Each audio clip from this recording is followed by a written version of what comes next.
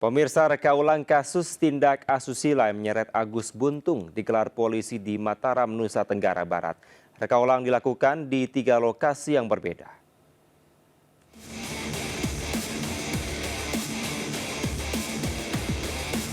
Tersangka kasus pelecehan seksual terhadap mahasiswi di Mataram, AG, dihadirkan polisi saat reka ulang adegan. Di tengah penjagaan ketat petugas, ia diminta memperagakan aksi pelecehan yang dilakukannya kepada korban.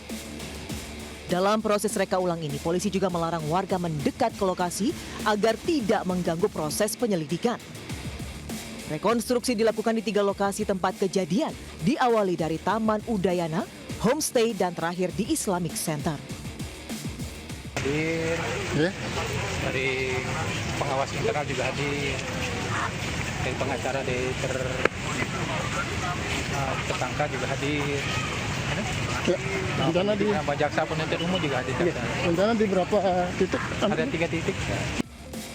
Sebelumnya, AG, 21 tahun, seorang penyandang disabilitas, ditetapkan tersangka tindak asusila dan ditahan penyidik Polda NTB. Saat penyelidikan terungkap, korbannya mencapai 15 orang, 3 diantaranya masih di bawah umur. Dari Mataram, NTB, Hari Kasidi, iNews melaporkan. Pemirsa, seorang ayah tega lecehkan anak kandungnya hingga hamil di Bekasi, Jawa Barat. Aksi bejat pelaku terungkap setelah korban dan temannya melapor ke Forum Anak.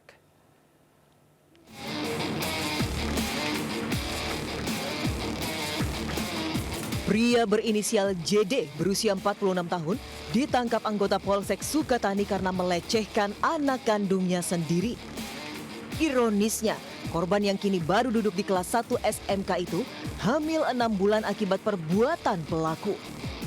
Aksi bejat pelaku terungkap setelah korban dan temannya melapor ke Forum Anak Kecamatan Sukatani yang kemudian meneruskannya ke polisi. Pelaku pun akhirnya ditangkap. Sering kita kunjungi ke rumah, sering kita datangi ke rumah, bahkan terakhir kemarin belum lama kita datangi oleh guru BK-nya, didatangi terkait kehadiran anak, seperti itu.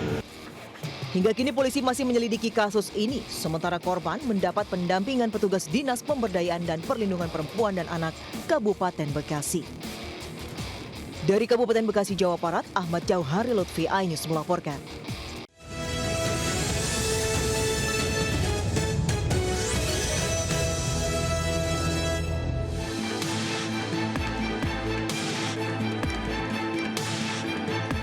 Polisi menggerebek rumah mewah yang dijadikan tempat produksi narkoba di kawasan elit Bojong Soang, Kabupaten Bandung.